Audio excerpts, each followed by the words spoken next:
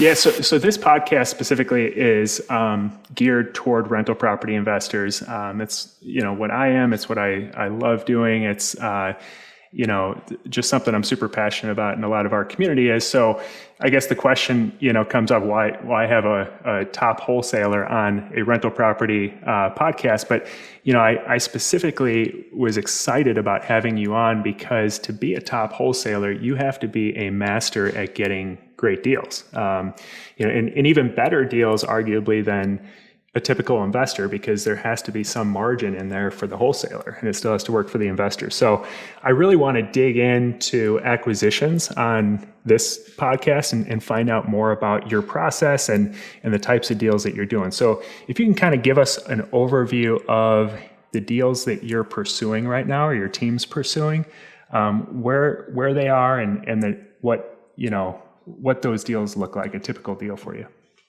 It's interesting. If you asked me a few months ago, I would tell you we're in these very specific areas doing deals in these certain, like exactly what we're looking for.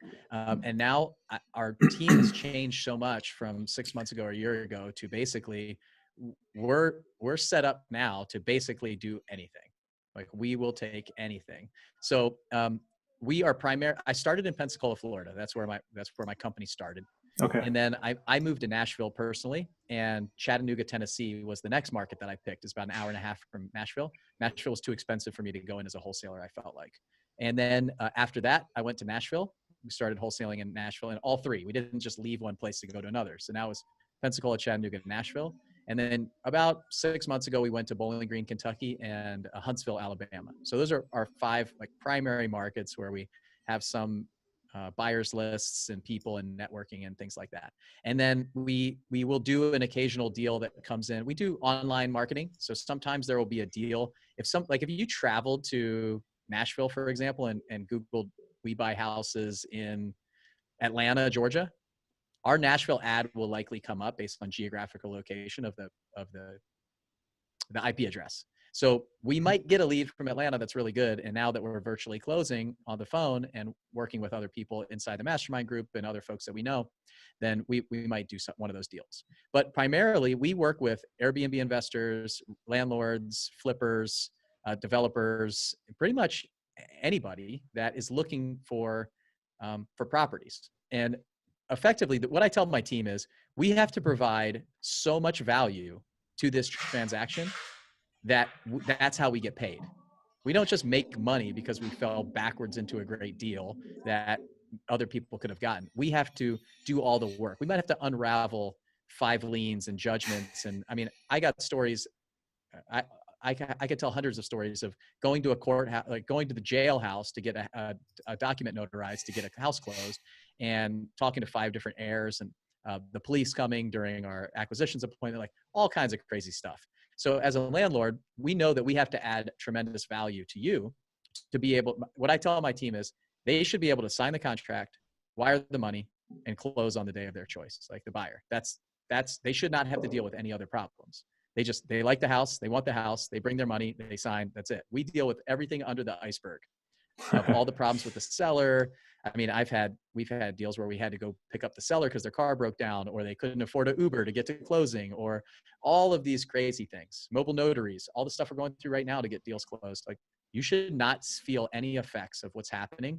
It's like the duck on the pond, right? Under the water, the feet are going crazy.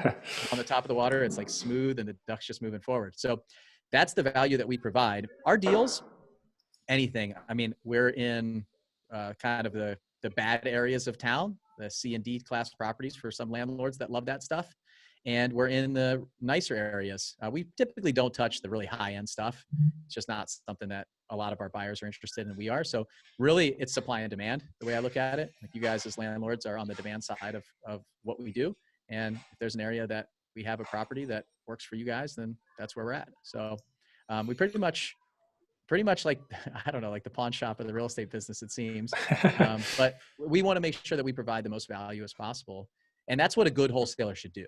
Mm-hmm. And we have a system, we have a process, we have a procedure. Nobody gets early look. Nobody gets to, do any of that stuff. My best friends don't get any better deal than everybody else. The first time buyer and the person who's bought hundreds of houses from us, they all send in their deposit. They all follow our process. Otherwise, we wouldn't be able to do, dozens of houses a month. So that's Yeah, kind of that's a long-winded answer. no, it's so many great points in there. I think a lot of people, when they first get started, they want to just log into Zillow, look for a deal, and they think that if it's not listed on Zillow, then why am I not finding deals? I'm going to Zillow all the time. I'm seeing all these potential deals, and I'm not finding anything that makes sense. And I always explain to people like